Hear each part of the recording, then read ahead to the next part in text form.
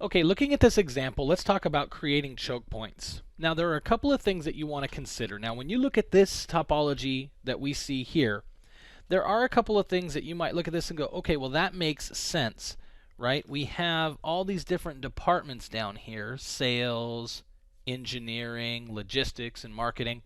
And so that's kind of a logical boundary for us, right? It's our corporate boundary.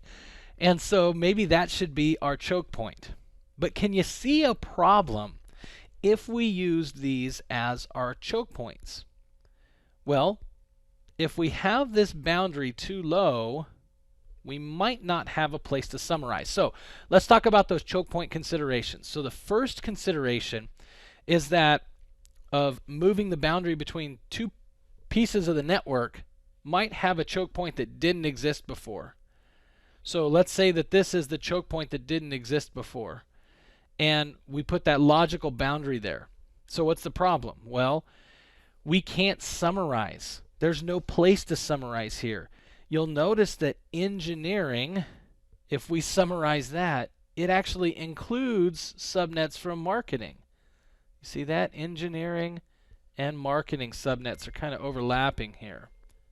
So that's a problem. So what do we do? Well, we could move that boundary up.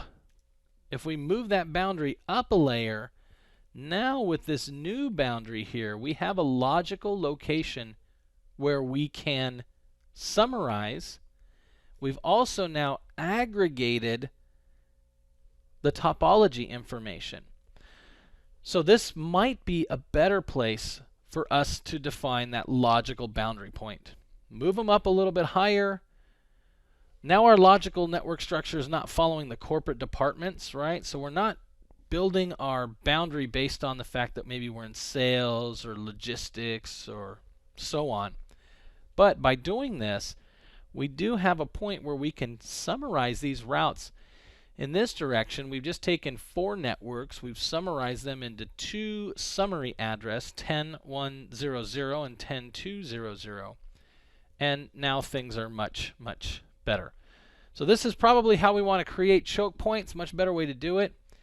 Make sure that we step back, we look at the topology, and we determine where the real boundary should be for a choke point. Let's just not think that we're going to make the boundaries all of our departments, especially if our addressing is not conducive to it.